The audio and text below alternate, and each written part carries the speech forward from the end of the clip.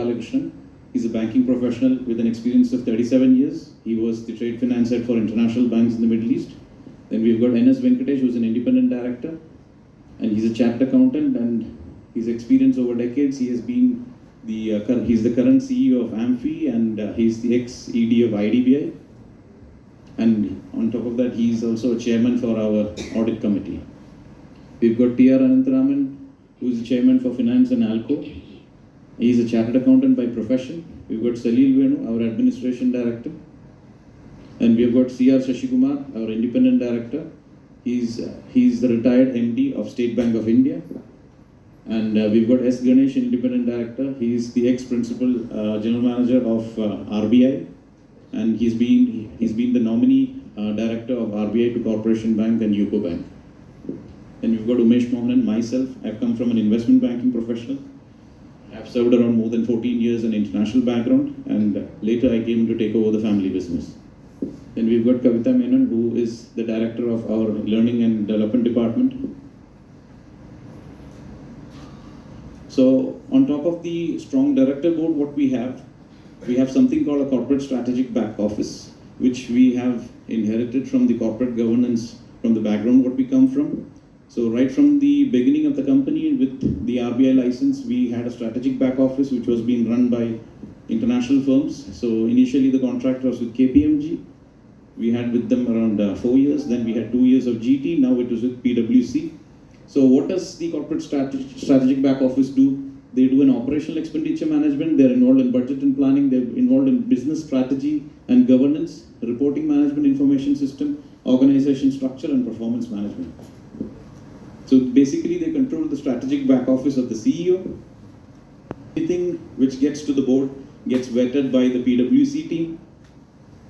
And over and above, there is a 3-member team which sits round the clock on the floor of our corporate office, running a concurrent audit on process and procedures, because we are more of a retail organization. Performance, our total business size, FY23, we were at 1,635.92. At H1 FY24 audited, we are at 1,860.57. And YTD, which is an unaudited figure, it's 1,926.13, which is a growth of 17.74%. So in terms of balance sheet size, we had a total asset of 1,113.35 crores of FY23, and H1 FY24 at 1,132.85 crores, which is an audited figure, and the unaudited of YTD December is 1,140 crores. And the net worth, we could see that FY23 we closed at 163.09 crores, and the audited H1 FY24 we have closed at 199.89 crores, and YTD as December unaudited is 217.54 crores.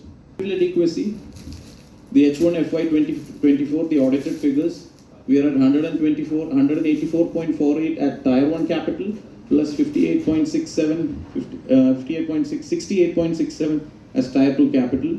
So we had a capital adequacy ratio of 25.43, which is audited, and the unaudited is 25.47.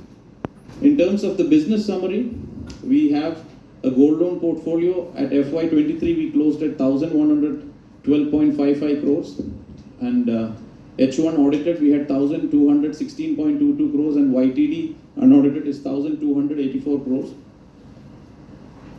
So the MSME loans we are degrowing, and the business loans is 54.96, which we had closed, and H1 at FY24 we are 55.24, and 65.54 is the YTD unaudited figures.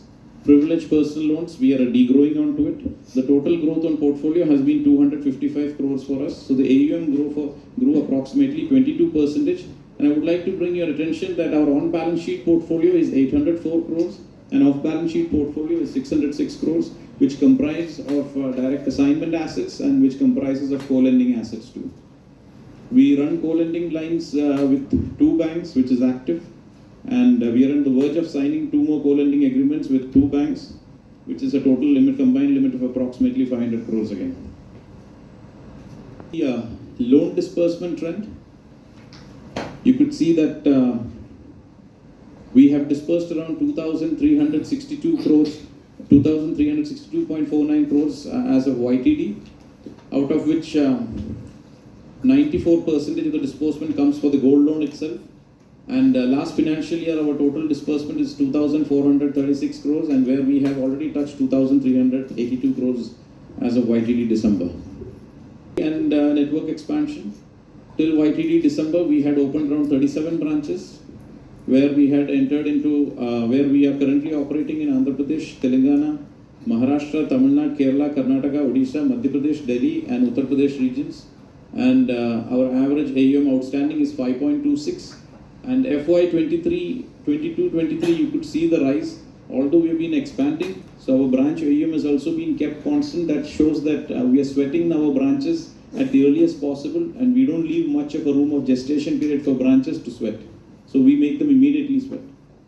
90% of our portfolio is gold loan itself.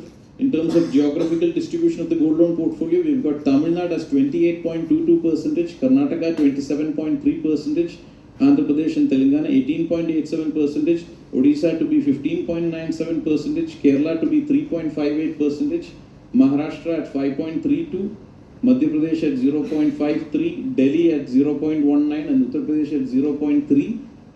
The Maharashtra, Madhya Pradesh, Delhi and Uttar Pradesh are the latest additions to it. So we will on to it in the coming years because the branches are sweating more fast. In terms of asset quality, we have a low risk asset of 58.